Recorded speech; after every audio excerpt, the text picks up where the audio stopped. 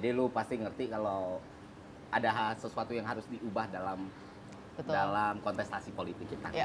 Ada produk politik yang emang seenggaknya bergerak ke arah yang lebih baik gitu. Bagaimana polarisasi itu begitu luar biasa. Kayak gimana kita dibodohin dengan produk-produk politik semacam ini. Artinya apa? Artinya banyak orang yang bilang Gen Z, milenial, atau kita klasifikasikan sebagai kaula muda ya. Yeah. Itu adalah kelompok masyarakat yang sangat antipati dengan politik. Banyak orang yang punya asumsi itu gitu. Jadi kalau dengan kontestasi seperti ini jelas lu berusaha untuk mengambil suara sebanyak-banyaknya dong. Suara antara orang Aceh, orang Jambi, orang Jakarta, Jawa Barat, Jogja itu kan sama aja. Yeah. Jadi untuk apa lu berbuih-buih soal ide, soal ideologi, soal arah yang mau lu bawa, dan kebodohan ini nggak akan bisa selesai dan nggak akan bisa menurun kalau nggak ada orang-orang dari luar yang berusaha untuk narik orang-orang ini gitu. Okay.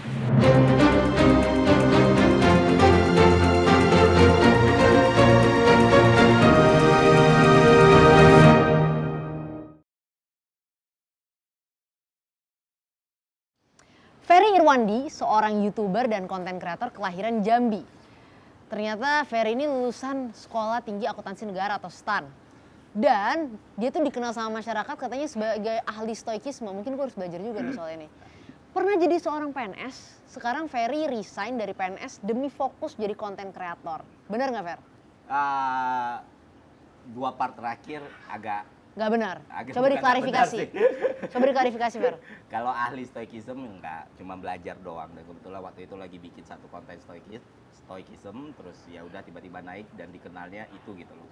Tapi orang-orang tuh menganggap lu ahli banget dalam ini. Kagak ya. Kalau lu belajar stoikisme, belajarlah ke Bang Henti Manam Piring, jangan ke gua. Terus kedua, resign. Pilihan gua resign sebenarnya bukan fokus untuk jadi konten kreator atau YouTuber ya, cuman untuk ini sih, lebih menikmati hidup, pensiun dini. Oke. Gue punya pertanyaan kayak gini, Fer. Maksud gue, jadi PNS itu kan bagi banyak orang adalah kondisi hidup yang stabil. Yap. Banyak orang tuh yang gila-gilaan pengen ngelamar jadi PNS karena ya udahlah itu pekerjaan lu seumur hidup, lu dapat gaji seumur hidup, dapat pensiunan semua jelas gitu. Tapi kenapa akhirnya lu memutuskan resign dari PNS dan mau ya udah fokus ke konten kreator aja gitu? Kenapa gue memutuskan resign? Karena balik lagi gue takut nanti kalau dua-duanya gue jalanin bareng itu bakal ada konflik of interest yang mana itu bertentangan dengan prinsip yang gue pegang selama ini. Itu benar-benar sesuatu yang di luar ekspektasi gue, di luar perkiraan gue, dan gue ngerasa di titik ini emang udah harus milih. Dan emang bener kata lu, stabil, aman, nggak banyak tapi nggak kurang juga. Untuk sekedar hidup cukup ya PNS adalah pilihan karir yang bagus. Dan keluar atau enggaknya gue bukan urusan materinya, sebenarnya lebih kayak ya manusia kan harus tahu kapan memulai dan kapan berhenti ya. Kayak kalau gue terus-terusan mulai dua-duanya nih, fokus dua-duanya ini, suatu saat ini akan jadi problem gitu loh. Nah itu yang gue gak mau. Jadi lo ngerasa ini juga gak sih, mungkin setelah lo keluar dari jadi PNS, lo lebih ngerasa ada keleluasaan gak melakukan apa yang lo suka? Gue gak tahu passion lo tuh emang di Kemenq atau lebih di konten kreator sendiri, karena editing lo kan bagus banget kan, orang kayaknya ngefan banget sama cara lo ngedit itu. Thank you.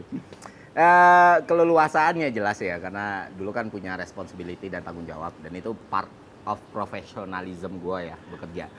Dan sekarang kan itu udah lepas, jadi ya waktu lebih longgar. Tapi di satu sisi yang lain, kalau dibilang passion, gue suka banget ekonomi, gue suka banget urusan finansial, dan kebetulan 10 tahun gue kerja di bidang kayak gitu.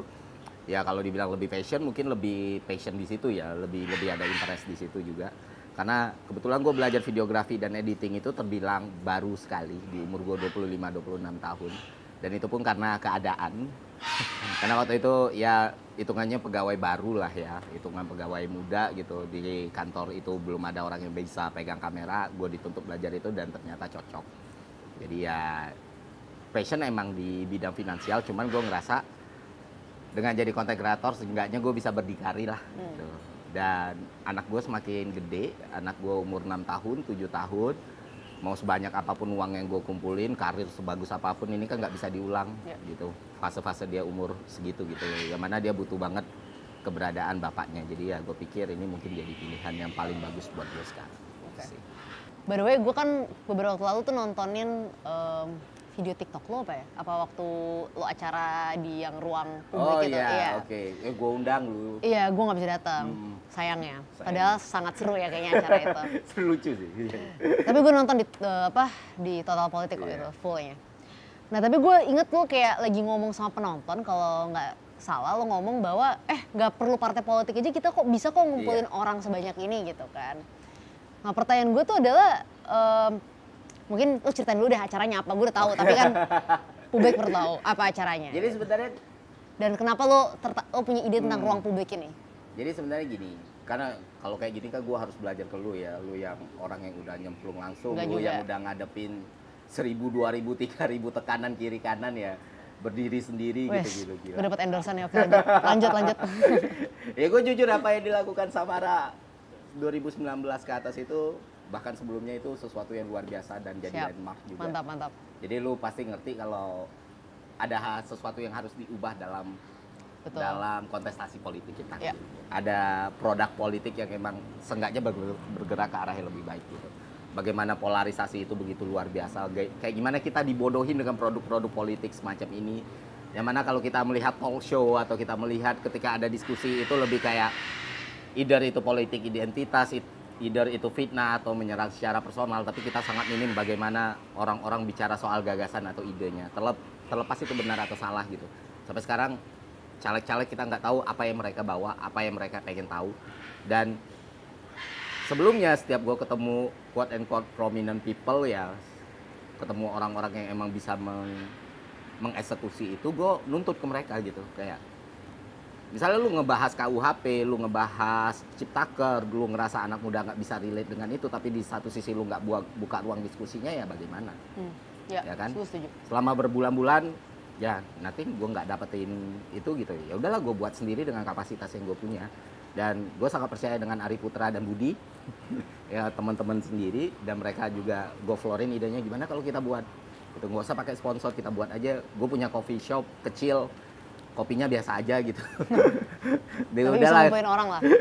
Nah waktu itu akhirnya kita buatlah apa idenya, ya udahlah proporsional terbuka tertutup. Akhirnya ngubungin Dara, Vincent, ngubungin Kania juga, dan pada oke, pada mau. Ada Bang Pasco juga, ada Giring juga gitu. Kemarin ngundang Faldo juga, cuma kebetulan dia lagi di mana, jadi nggak bisa datang. Jadi ya orang-orang yang kita kenal kita undang, dan emang beneran itu tanpa publikasi loh. Jadi kita memang set publikasinya hamin 2 jam gitu.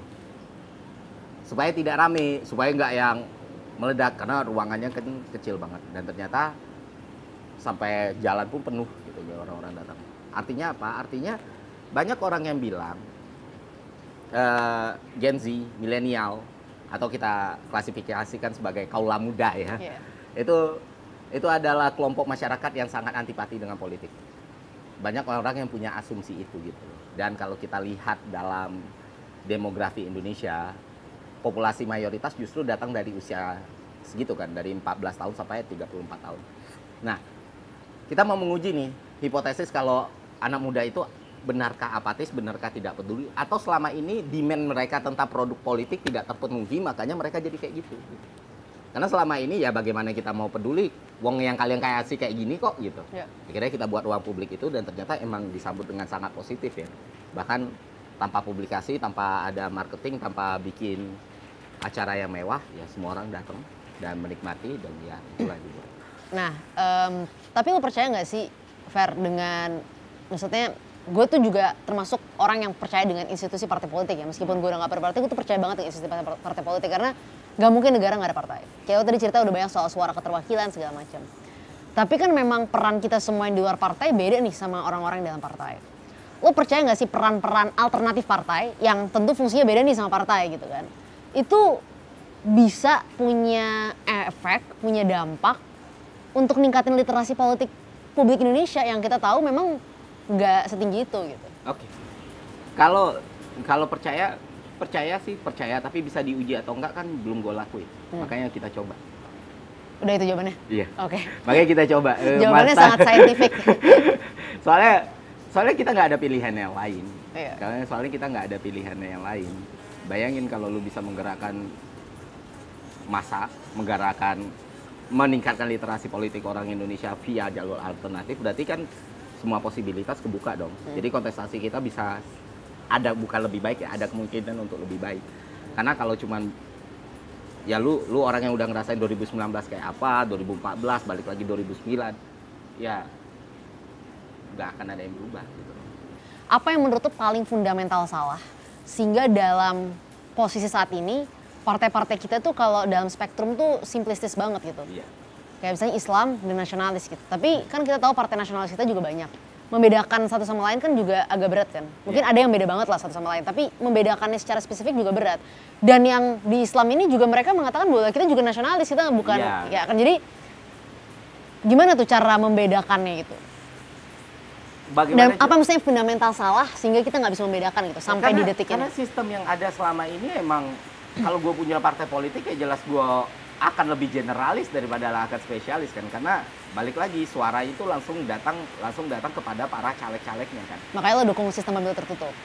Dibilang dukung ya biar debatnya seru aja kan. Oke. Tapi menurut lo ada argumen lah, barisan argumen ya. Ada argumen di situ, jadi kayak mestinya salah satu triggernya bisa by proporsional tertutup itu untuk mengembalikan party idea tadi. Tapi walaupun tanpa proporsional tertutup sekalipun, seharusnya partai-partai ini tetap stay sama idenya mereka, identitasnya mereka gitu. Jadi kalau dengan kontestasi seperti ini, jelas lu berusaha untuk mengambil suara sebanyak-banyaknya dong. Suara antara orang Aceh, orang Jambi, orang Jakarta, Jawa Barat, Jogja itu kan sama aja. Ya. Jadi untuk apa lu berbuih-buih soal ide, soal ideologi, soal arah yang mau lu bawa? Tapi kalau ternyata kesamaan ID ini nggak banyak, sementara waktu lu sedikit, supaya lu mengkampanyekan ide ini ya mending lu lebih general, lu lebih ya udahlah gue partai nasionalis gitu. Yeah. Nasionalisnya ke arah mana ya? Gue ngeliat aja isu yang lagi beredar, rame, iya. Okay. Dan banyak kan partai seperti itu yang tiba-tiba ngomongnya kayak satu masa dia bisa sangat sekuler, satu masa dia sangat konservatif. Benar. Based on talent dia siapa dan suara mana yang mau diarahi. Benar, karena emang targetnya suara bukan kepentingan kelompok gitu kan. Jadi merubah itu kan nggak bisa yang sekedar lu bikin konten di YouTube kan. Benar. Ada sistem yang udah berjalan berpuluh-puluh tahun gitu. Tapi lu setuju nggak sih bahwa masalahnya itu bukan cuma partai tapi juga di akar rumput gitu. Jadi menurut gue masalahnya tuh mirroring gitu, dua-duanya bermasalah gitu. Karena pertama penduduknya, masyarakat Indonesia, nggak semua orang kan punya akses yang sama kan. Nah, gue percaya dulu gue percaya kalau ini tergantung orangnya masing-masing gitu. Kalau orangnya sadar dengan politik, orangnya punya awareness yang bagus, orangnya punya knowledge yang bagus, ini akan jadi hal yang lebih baik. Tapi balik lagi kita nggak bisa nyalahin orang yang dari awal emang untuk ke sekolah aja mereka perlu waktu berjam-jam, perlu jalanan berkilo-kilo gitu, perlu untuk jalan kaki berkilo-kilo. Nah, ketimpangan ini tuh nyata dari Aceh sampai Papua gitu, dari Sabang sampai Merauke. Ini yang seharusnya kita untuk meningkatkan literasi politik Indonesia, untuk meningkatkan knowledge masyarakat Indonesia, pemerataan itulah yang benar-benar kita butuhkan sekarang. Kesenjangan ini yang harus ditipisin sekarang. Karena kalau enggak, ya orang-orang politik kan ada orang yang bilang, orang-orang yang sorry ngomong ya, bodoh ya, itu lebih loyal. Dan ketika lu berpolitik, loyalitas adalah harga yang adalah suatu yang mahal. Ya, tools yang sangat mahal kan. Makanya dibiarkanlah orang-orang ini itu hidup dalam klaster yang dibatasi satu-satu, dan selama ini sosial media yang memang algoritmnya berdasarkan polarisasi ya memang kan kita tahu sosial media itu emang akan terus menyuplai kita dengan interest yang kita punya, itu jadi masuk banget, dan kebodohan ini nggak akan bisa selesai dan nggak akan bisa menurun kalau nggak ada orang-orang dari luar yang berusaha untuk narik orang-orang ini gitu. Okay. Kayak gimana kita nuntut mereka untuk pintar, sementara kita sendiri nggak ngasih mereka pilihan informasi gitu. Iya benar. Dan ya kayak lo bilang gitu kan, kualitas misalnya orang-orang yang terpilih itu biasanya juga antar daerah beda, karena juga representasi dari masyarakat yang memilih itu udah cukup rasional, udah cukup literate apa enggak kan. Tapi ini mumpung lagi hujan-hujan, gue mau bahas sesuatu yang agak panas nih. Karena 2024 udah dekat, meskipun sebenarnya nggak ada kaitan sama 2024, ini lebih kepada sebuah konsep sih. Lo selalu ngerasa nggak sih bahwa ada semacam hukum nggak tertulis di negara kita bahwa presiden itu harus orang Jawa gitu? Oke. Artinya gini, dari tahun ke tahun di negara kita ini, kayaknya presiden kita yang bukan orang Jawa itu cuma B.J. Habibie gitu kan. Ya. Dan itu juga karena Pak Harto jatuh di tengah jalan dan beliau naik jadi presiden gitu. Ketika diserahkan ke pemilihan langsung, selalu yang populer orang Jawa gitu kan. Ya mungkin gue sih bukan orang yang menganggap, wah emang kalau orang Jawa itu bagus sih mau diapain lagi gitu kan. Jadi menurut gue itu fair. Tapi juga kenapa ada persepsi bahwa presiden itu mesti orang Jawa. Dan lo kan bukan orang Jawa nih. Ya. Sebagai orang Sumatera nih, suku Minang, lahir di Jambi gitu kan. Gimana lo ngelihat persepsi yang sangat common ini di Indonesia gitu? Oke, pertama selain Pak Habibie ya yang gue tahu Syarifuddin Prawinegara juga bukan orang benar, Jawa, sementara. sama Mr. Asad ya itu juga bukan orang Jawa. Jadi pertama kita harus luruskan dulu nih sebenarnya mitos yang beredar di masyarakat kalau presiden itu selalu Jawa. Dengan ada Pak Habibie, orang harus diingatkan Pak Habibie itu bukan orang Jawa, dia kelahiran Sulawesi Selatan, Parepare kalau nggak salah. Cuman ibunya yang Jawa dan bener kata lu ya dia naik karena Pak Harto turun. Pak Harto turun. Ya ini mindset yang sebenarnya agak panas memang kalau dibicarakan. Mumpung hujan. Dan agak takut kepleset kita ya kalau untuk ngomong ini, apalagi datang dari orang non Jawa sendiri. Ya gue nggak tahu apakah itu kesukuan itu berpengaruh besar atas selama ini terpilihnya orang-orang Jawa sebagai presiden. Kenapa setelah pemilihan langsung dilakukan, kenapa selalu orang Jawa yang presiden? Tapi basicnya balik lagi ke diri kita sebagai pemilih. Apakah kita akan melihat pimpinan, melihat presiden, melihat orang yang akan memimpin kita itu berdasarkan sukunya gitu? Kalau gue pribadi enggak. Gue juga enggak. Iya. Karena kenapa? Ya kalau dia orang Jawa dan bagus, why not? Iya. Tapi kalau dia bagus dan non Jawa ya kenapa enggak? Nah, cuma mungkin kenapa selama ini orang Jawa yang terpilih ya kita lihat aja lah. Persentase penduduk Indonesia penyebarannya di mana gitu. Ya. Ibarat kita partai politik pun kita cuma butuh menang di Jawa Barat, Jawa Timur kita udah jadi partai besar kan. Benar. Nah, ketimpangan ini nih yang benar-benar balik lagi masalah terbesar di Indonesia itu kesenjangan dan ketimpangan sebenarnya. Ketika bicara apapun kita ekonomi, politik, sosial Itu kembali representasi lagi, dari itu semua. Representasi dari itu semua dan sampai sekarang jarang sekali orang yang bicara soal kesenjangan sosial ini. Benar. Mau talk show manapun lu temuin, mau dimanapun podcast yang diomongin, selalu ketika bicara soal masalah Indonesia itu kemana-mana gitu. Entah ke ekonominya, entah ke hal-hal lainnya. Cuman ya, event Presiden Jawa pun munculnya dari kesenjangan ini. Ya, gue setuju. Karena gue orang Sumatera, gue tahu banget kesenjangan itu seperti apa, bahkan di level pendidikan sekalipun.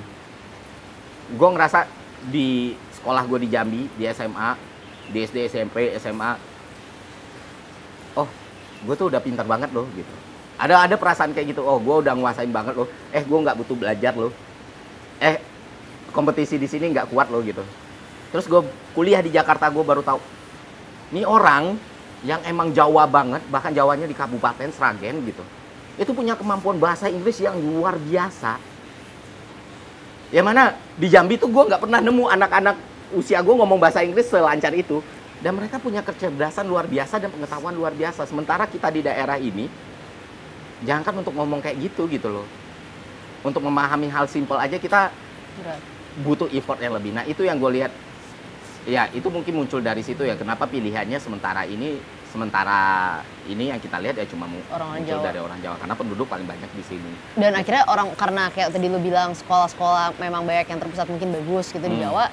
Ya wajar kalau akhirnya melahirkan pemimpin yang lebih berkualitas kan. Make sense nggak? Karena kesenjangan itu. Iya, kesenjangan itu memunculkan probabilitas yang lebih banyak dan lebih tinggi. Setuju. Jadi makalah muncullah dari mulai Gus Dur, Bu Mega, terus Pak SBY, terus Pak Jokowi kan semuanya Jawa. Dari Jawa ya. Dan ya memang harus diakui ya memang mereka layak untuk itu gitu. Mereka punya semua modal untuk itu gitu. Fasilitasnya soalnya menunjang untuk itu juga ya. Oke. Makanya untuk pemerataan ini pertama ya presiden kita selanjutnya harus memikirkan bagaimana Sumatera, Kalimantan, Sulawesi, Papua itu punya kesempatan yang sama dan mendekati semua pembangunan dan kemajuan yang ada di Pulau Jawa. Nah masalahnya adalah partai politik lagi apakah mau mendorong orang non Jawa untuk maju sebagai presiden. Nah karena bukan orang politik dan bukan orang partai politik, gue nggak dapat spektrum itu tuh, insight itu tuh. Kenapa ketika lu mencalonkan diri, ketika lu mau mencalonkan seorang sosok menjadi presiden, kenapa selama ini pilihan yang ada orang Jawa terus? Nah, itu yang menarik dijawab untuk oleh orang-orang partai politik. Oke, siap. Fer, gue juga punya pertanyaan ya terkait masalah ya Jawa-Jawaan ini adalah meskipun ya presiden kita banyak yang orang Jawa dan lo tadi udah cerita ini masalah kesenjangan segala macem. Menurut lo gitu ya, kalau konstitusi kita kan udah jelas siapa aja bisa jadi presiden lah ya selama memenuhi syarat-syarat tertentu yang pas salah satu syaratnya tentu bukan suku dan ras dan agama gitu. Tapi menurut lo mungkin gak sih one day Indonesia tuh bisa punya presiden yang bukan orang Jawa? Mungkin, sangat mungkin. Kenapa? Ya. Menurut lo kesenjangan ini bisa diatasi? Kesenjangan ini tentu bisa diatasi kalau orangnya niat untuk mengatasi ya. Tapi walaupun dengan kesenjangan seperti ini, makin lama kelamaan kan dia terus menurun. Lama kelamaan di Sumatera ataupun di Bali ataupun di Kalimantan orang semakin maju gitu. Jadi salah satu di buku Syahrir kan dibilang antara pembicaraan antara Syahrir sama Tan kan. Tan pengen jadi presiden gitu. Yeah. Syahrir percaya Tan bisa jadi presiden. Tapi coba Anda keliling di Jawa ini, kalau 10% aja orang kenal dengan Tan, Syahrir akan bantu. Ya ternyata enggak. Balik lagi presidensi kan masalah popularitas juga. Benar. Kalau percaya mungkin ketika ada orang non Jawa yang bisa populer sekali, punya gagasan yang bagus, personalitinya disukai, dan dia tahu apa yang dia akan lakukan, dan dibentuk dengan sangat baik, ya why not? Tapi apakah ada sampai sekarang ya? Kita kan belum tentu juga. Tapi sebenarnya selain Jawa, Sumatera cukup terwakili dalam politik Indonesia. Kalau di zaman kemerdekaan ya, menurut gue Sumatera Barat tuh adalah yang paling terrepresentasikan.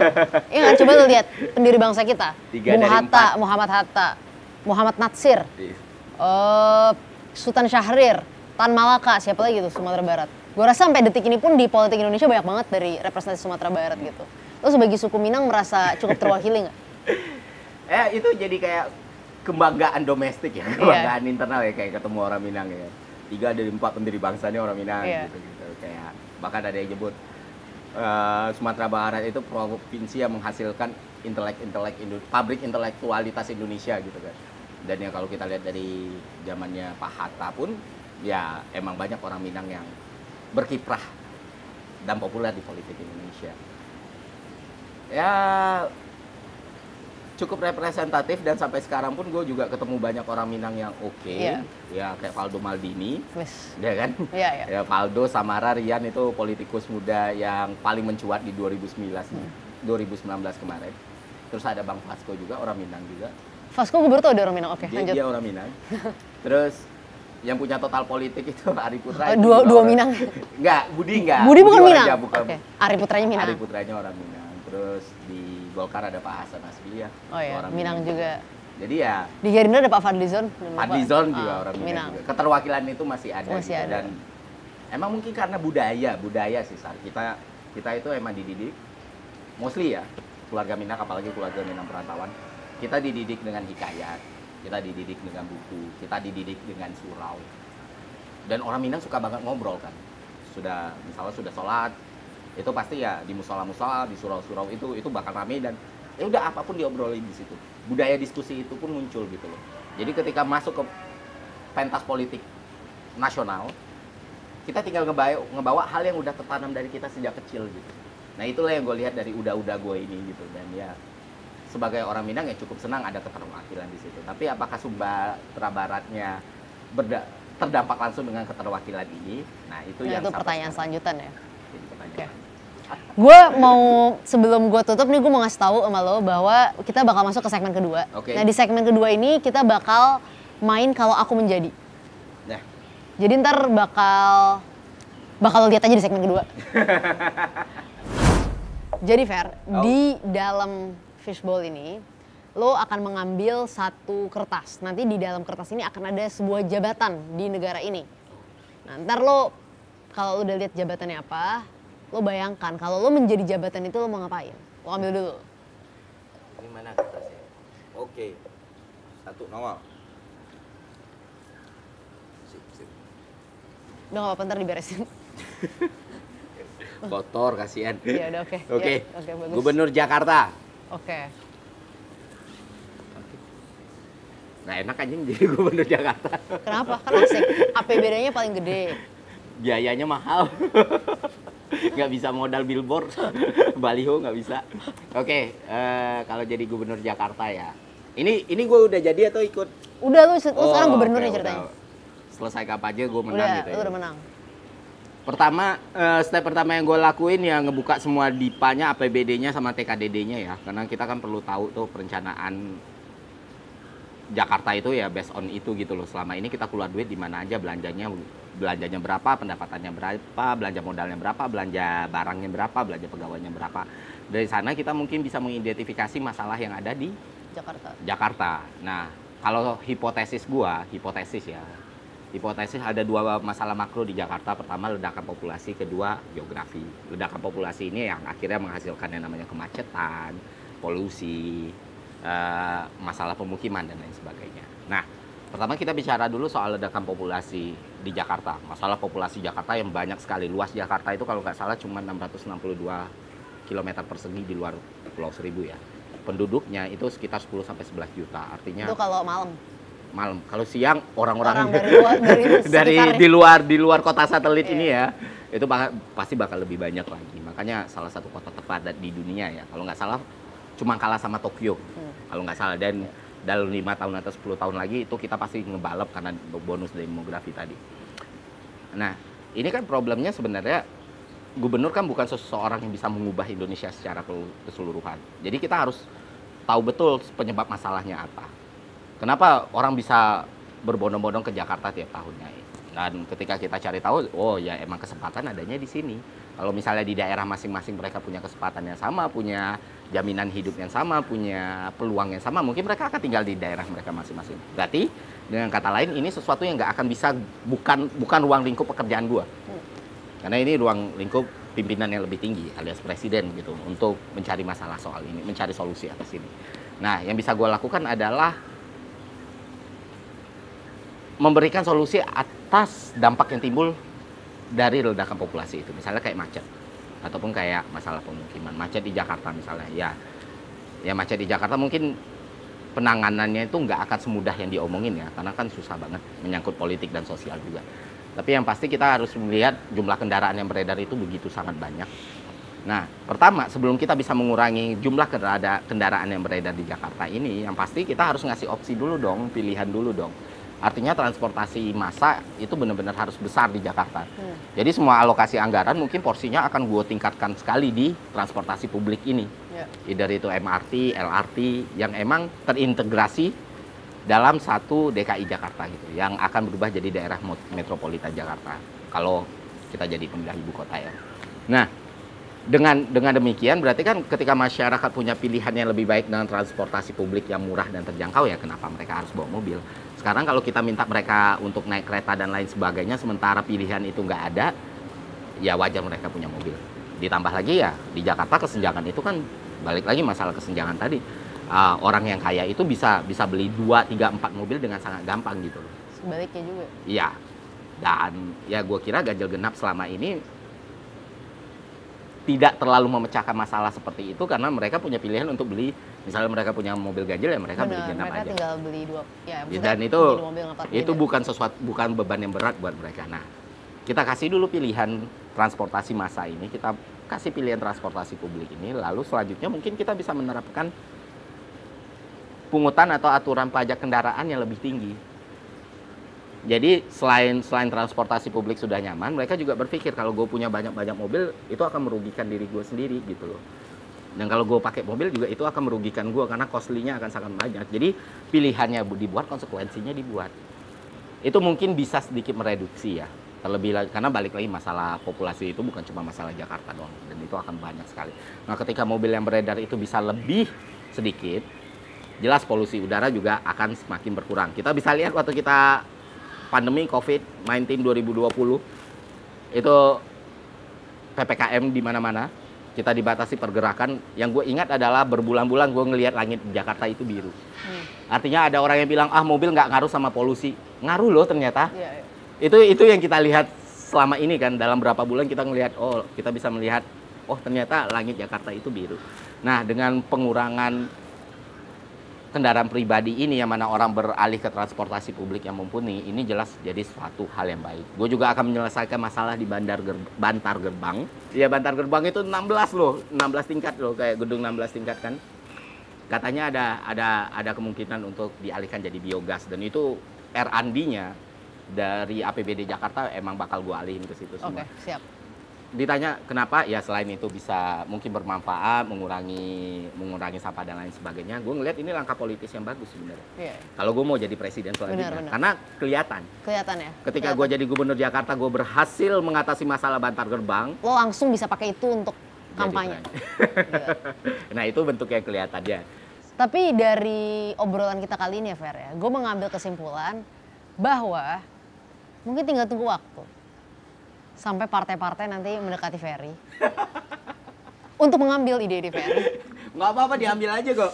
Saya dengan sangat sukarela. Terus kalau mereka suka, siapa tahu ada 1-2 partai yang mau mencalonkan Ferry. Ini Ferry udah melewati usianya di atas 30 tahun, jadi sudah memenuhi syarat ya untuk jadi gubernur Jakarta. untuk jadi gubernur Jakarta gitu ya. Dia udah bisa jadi cagup, cawagup, silahkan.